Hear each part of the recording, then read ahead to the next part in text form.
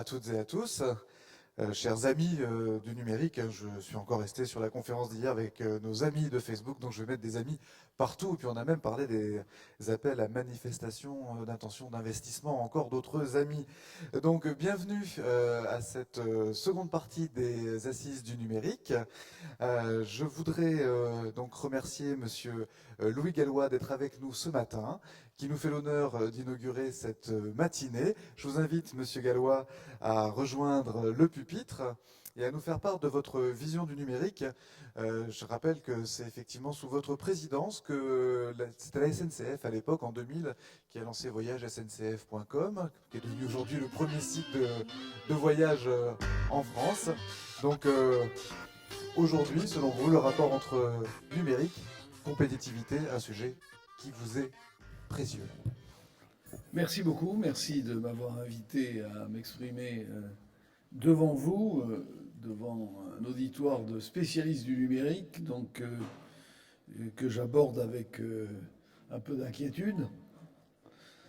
Je vais partir du constat que j'ai eu l'occasion de faire lorsque j'ai rédigé mon rapport sur la compétitivité, pour essayer de voir comment le numérique à la fois s'inscrit dans ce constat et surtout permet de dégager des voies de reconquête, puisque c'est bien de cela qu'il s'agit. On le sait, l'industrie française souffre.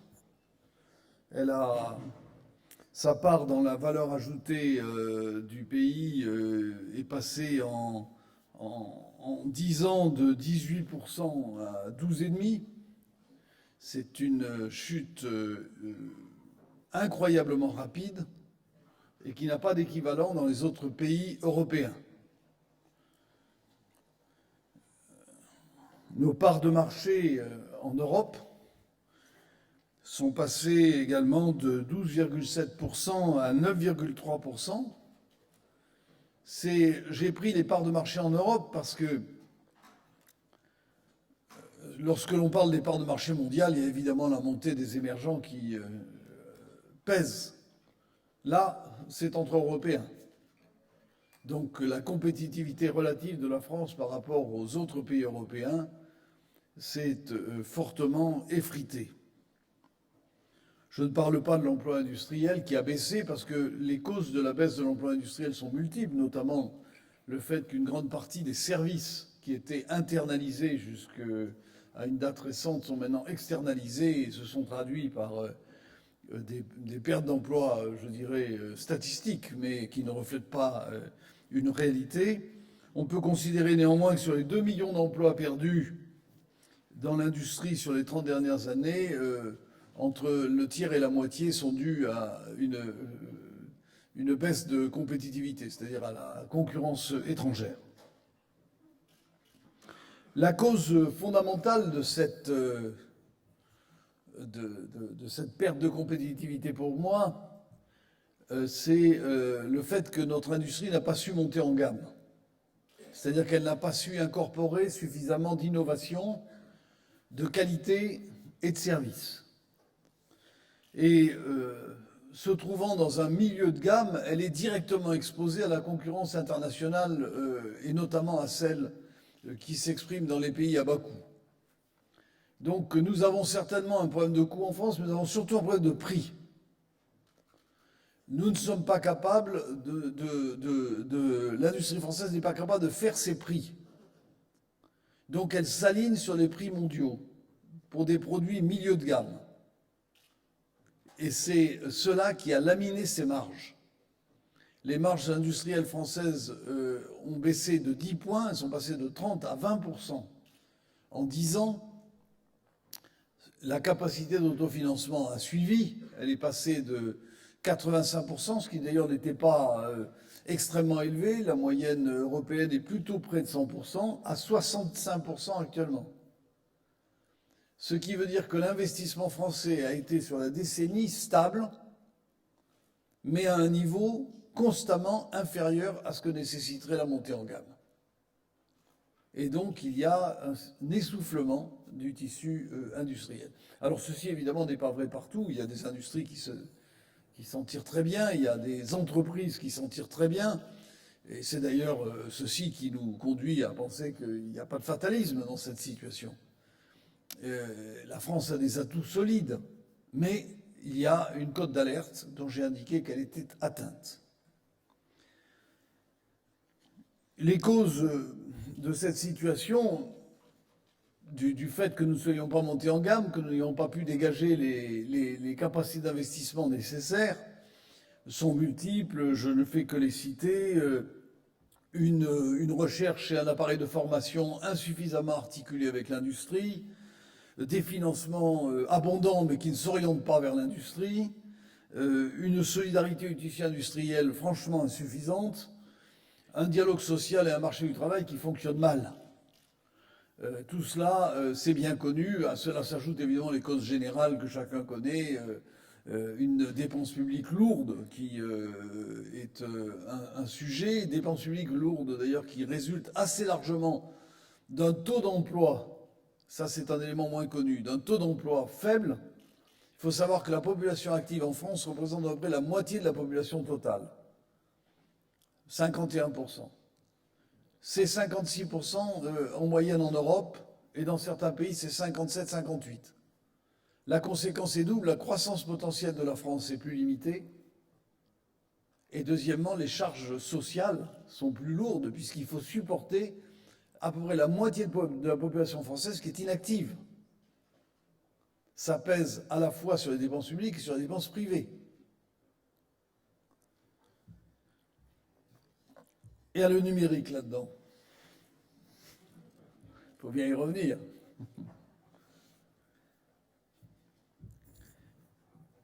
Eh bien, je vais commencer par la partie la moins positive. Une diffusion du numérique insuffisante dans l'appareil de formation. Lorsque nous nous comparons avec les pays les plus avancés dans ce domaine, nous sommes en retard dans tout ce qui est l'utilisation du numérique dans l'éducation et la formation. Il y a une prise de conscience de cela. Il commence à y avoir des efforts, j'y reviendrai, mais je pense que nous avons un très gros travail à faire dans ce domaine. Deuxièmement, une pénétration insuffisante du numérique dans l'industrie. Et là, c'est, je pense, un facteur tout à fait sérieux parce que cela nuit à la productivité globale des facteurs de notre industrie. Vous le savez, on dit toujours la France a une productivité du travail horaire forte. C'est vrai, mais les gains de productivité se ralentissent. On est actuellement à 0,8% de hausse de la productivité annuelle, ce qui veut dire que l'avantage que nous avons dans le domaine de la productivité horaire est en train d'être grignoté par les autres pays, notamment les pays européens.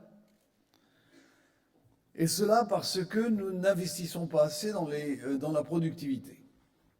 Un chiffre, enfin, pas un chiffre, il y en a trois. Trois chiffres sont très symptomatiques dans ce domaine. Il y a actuellement 35 000 robots qui fonctionnent dans l'industrie française. Il y en a 62 000 dans l'industrie italienne. Et il y en a 150 000 dans l'industrie allemande. Et phénomène aggravant, les robots français sont d'une génération plus ancienne que les robots italiens ou allemands. Ce chiffre est symptomatique d'une pénétration insuffisante du numérique dans l'industrie. Et il va falloir que nous travaillions là-dessus. Pourtant, enfin, j'enfonce une porte ouverte devant vous, le numérique est décisif.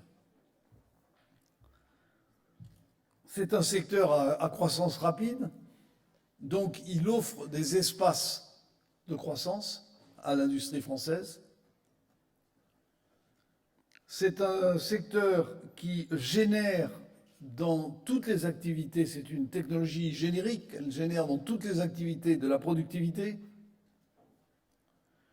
C'est un secteur où le poids de la main-d'œuvre n'est pas décisif, et dans un pays où la main-d'œuvre est coûteuse, c'est un atout. Et c'est un secteur qui s'appuie sur une très forte recherche et développement et forte créativité et qui génèrent de l'esprit d'entreprise. On le voit bien quand on voit le nombre d'entreprises qui se créent dans le domaine du numérique en France. Parce que la France a des atouts dans ce domaine, qu'elle n'a peut-être pas suffisamment valorisé jusqu'à présent. L'économie numérique représente 3,7% de l'emploi en France, mais 5,2% du PIB, près de 8% de la valeur ajoutée du secteur privé et 33%, c'est ça qui est le plus significatif, des investissements privés de recherche et développement. C'est-à-dire qu'un tiers des investissements de recherche et développement traitent du numérique. Nous avons des entreprises performantes qui sont d'ailleurs largement représentées dans cette salle, aussi bien des groupes anciens qui restent, qui constituent des atouts, que ce soit Thales, Bull, Alcatel-Lucent, dont on entend dire beaucoup de choses d'ailleurs actuellement, notamment le fait que progressivement il est en train de transférer ses activités aux États-Unis, ce qui est un sujet d'inquiétude, mais qui est dû au fait qu'on n'est pas capable en France de générer une demande qui s'adresse d'abord aux industriels français. Ce n'est pas le cas pour les Bell Labs, qui sont soutenus très directement par les opérateurs américains qui veulent conserver une certaine diversification. En France, ce phénomène ne se produit pas. Les opérateurs de téléphonie en France ne privilégient pas des sources locales. Des sociétés évidemment plus récentes, mais qui ont atteint la taille critique, ST Microélectronique, Dassault Systèmes, Gemalto, qui pourrait être la première entreprise. Gemalto est intéressant parce que Gemalto peut rentrer au CAC 40, dit-on. Ce serait la première entreprise créée depuis moins de 30 ans rentrant au CAC 40. C'est à la fois un sujet de satisfaction de voir une entreprise jeune qui rentre au CAC 40, mais c'est un sujet aussi de préoccupation quand on voit qu'aucune des entreprises du CAC 40, pratiquement, n'a été créée depuis moins de 30 ans. Alors qu'on constate aux États-Unis que, grâce au numérique très largement, il y a un renouvellement beaucoup plus fort des entreprises de tête de l'industrie américaine. Et nous avons une recherche de rang mondial pilotée par des instituts aussi prestigieux que le CEA ou l'INRIA. Alors comment développer le numérique? Puisqu'on constate qu'on a des atouts dans ce domaine, qu'on constate que c'est une industrie absolument clé, à la fois par son dynamisme propre, sa capacité à générer de la croissance, et en même temps par l'impact qu'elle a sur les autres industries. Il n'y a pas de compétitivité sans le numérique, on le sait bien. Donc, comment développer le numérique, comment développer ses usages et comment développer son industrie? Et c'est le rôle des investissements d'avenir. D'abord, faire croître les usages. Il faut diffuser le numérique dans les entreprises. Et nous sommes en train de réfléchir à ce sujet. Et nous sommes en train de réfléchir à la mise en place de prêts numériques sur le modèle de ce que l'on a fait avec ce qu'on appelait les prêts verts, qui sont destinés à financer aussi bien l'introduction de processus numériques, du numérique dans les processus de production, que l'introduction du numérique dans les produits. Dans le cadre du redéploiement qui est actuellement en cours de préparation des investissements d'avenir, qui d'ailleurs ne va pas chambouler l'ensemble du dispositif, mais qui va permettre de réajuster quelques-unes de ces priorités, nous voulons développer un secteur de prêts numériques. Dans le domaine de l'éducation et de la formation, nous n'intervenons pas massivement pour l'équipement des institutions de formation ou d'éducation. Mais nous soutenons directement les industriels qui développent les logiciels nécessaires pour la diffusion du numérique dans le domaine de l'éducation. Et là, nous sommes prêts à soutenir toutes les expériences innovantes. Évidemment, faire croître les usages, c'est développer le très haut débit. Et vous le savez, nous avons un plan de soutien à la diffusion du très haut débit en France, plan qui devrait...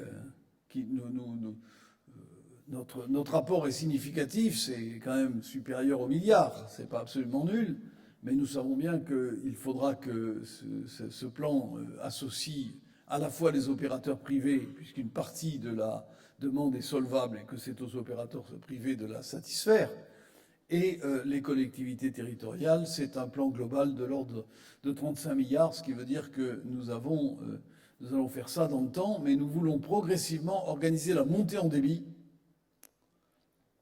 pour l'ensemble des acteurs français, que ce soit les hôpitaux, les cliniques, les écoles, progressivement, bien les entreprises évidemment, avant d'aller progressivement chez les particuliers. Il faudra que nous allions chez les particuliers parce que même actuellement, un agriculteur a besoin du numérique. Ce programme de très haut débit est un des programmes phares des investissements d'avenir. Faire croître les usages, mais aussi faire croître l'offre. Nous avons mis 600 millions d'euros sur la table pour 19 appels à projets, qui est dans le cadre d'efforts de recherche et développement sur les technologies numériques. Il existe un fonds de soutien numérique aux PME qui associe du capital risque et du capital développement. Ce fonds était de 400 millions, il a été porté à 600 millions. Non, c'est pas celui-là. Il est 400 millions d'euros sur les PME numériques. Nous avons parallèlement un fonds national d'amorçage qui n'est pas spécialisé sur le numérique, mais qui a répondu très très largement à des demandes émanant d'entreprises du numérique. Et nous avons porté ce fonds de 400 à 600 millions d'euros du fait justement de cette très forte demande des acteurs du numérique. Une part significative des organismes que nous soutenons, aussi bien les laboratoires d'excellence, qu'on appelle les LABEX, que les instituts de recherche et de technologie, les IRT, comportent une partie numérique. 3 IRT en particulier sont dédiés au numérique. Nanoélectronique à Grenoble, Bicom en Bretagne et Systemix en région parisienne. Nous avons décidé, dans le cadre du redéploiement, de doter également une enveloppe pour des actions, des appels à projets dans 4 domaines: le cloud, le calcul intensif, les systèmes embarqués et la cybersécurité, qui nous sont apparus des secteurs prioritaires qui n'avaient peut-être pas jusqu'à présent bénéficié de la priorité qu'ils méritaient. Voilà ce que je voulais vous dire. Ça veut dire que les investissements d'avenir sont très largement focalisés sur le numérique. J'ai d'ailleurs proposé dans mon rapport que nous soyons clairement un outil de diffusion des technologies génériques, au premier rang desquelles les technologies numériques. C'est, je le disais, un élément clé de la compétitivité de l'industrie française. Je pense aussi que c'est une opportunité pour le développement, pour la croissance de notre pays. Et c'est... vous pouvez compter sur le soutien de l'État. Je crois que ce soutien est désormais, à travers les investissements d'avenir, non seulement bien doté, mais bien structuré, ce qui, dans la période budgétaire actuelle, n'est pas si mal. Merci.